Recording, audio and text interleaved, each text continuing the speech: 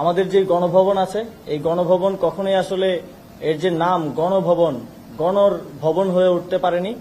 তাই এই গণভবনকে যেহেতু এদেশের মানুষ ছাত্র জনতা একটা অভ্যুত্থানের মাধ্যমে জয় করেছে, এটিকে জনগণের জন্য উন্মুক্ত করে দেওয়া হবে এবং এই জুলাই গণ অভ্যুত্থানের স্মৃতিকে, শহীদদের স্মৃতি এবং বিগত ফ্যাসিবাদী সরকারের আমলে যত অন্যায় অবিচার হয়েছে সবকিছুর স্মৃতি সংরক্ষণ করার জন্য গণভবনকে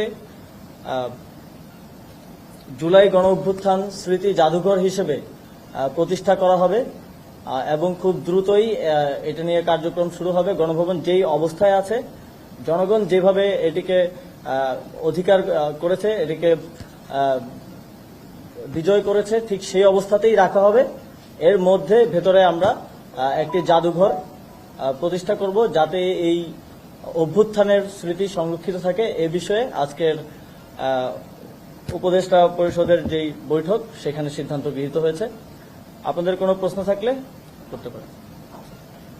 ফ্যাসিবাদী যেই রাজনৈতিক দল কিংবা রাজনৈতিক জোট বাংলাদেশে ফ্যাসিবাদ প্রতিষ্ঠা করেছিল, বিচারের সম্পূর্ণ বিচার না হওয়া পর্যন্ত তারা রাজনীতি করতে পারবে কি পারবে না এই প্রশ্নটা আমরা জনগণের কাছে ছেড়েছি। তবে আমরা মনে করি যে কোনো পাবলিক প্রোগ্রাম করার ক্ষেত্রে এই বিষয়ে সরকারের পক্ষ থেকে আমরা ভাবছি সেটাকে কিভাবে বাস্তবায়ন করা হবে সেটা এখনো সুনির্দিষ্টভাবে আলোচনা হয়নি। তবে আমরা এটাকে অবশ্যই নিরুৎসাহিত করব। সম্পূর্ণভাবে বিচার করার জন্য আপনারা জানেন সরকার ইতিমধ্যেই ব্যবস্থা নিয়েছে, আইন মন্ত্রণালয় এটা নিয়ে কাজ করছে। মানবতা বিরোধী অপরাধের হিসেবে তাদের বিচার নিশ্চিত করা হবে। গণভবনকে জাদুঘর হিসেবে রূপান্তরের জন্য ইতিপূর্বে পৃথিবীতে আপনারা জানেন যে সাউথ কোরিয়ায় মে 18 মেমোরিয়াল প্রতিষ্ঠা হয়েছিল একটি গণঅভ্যুত্থানের প্রেক্ষিতে, তার স্মৃতিকে ধরে রাখার জন্য। আমরা পৃথিবীতে আরো বিভিন্ন জায়গায় এরকম হয়েছে, সেখান থেকে তাদের যে অভিজ্ঞতা সেটিকে প্রস্তুত করা, সেটি নিব।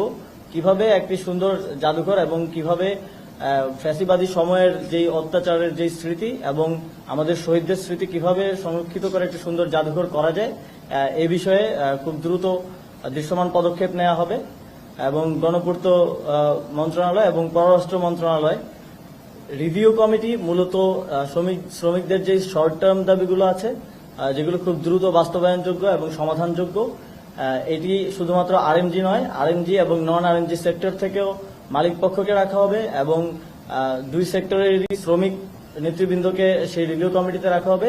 একটি রিভিউ কমিটি আমরা দ্রুতই ঘোষণা করব। সেই রিভিউ কমিটিতে শর্ট টার্ম যে দাবিগুলো আছে, যেমন শ্রম আইন কিংবা মজুরির যে বিষয়গুলো, এগুলো তো লং টার্ম ট্রাইপারট্রাইট যেই বৈঠক আছে তার মাধ্যমে, আলোচনার মাধ্যমে সমাধানযোগ্য।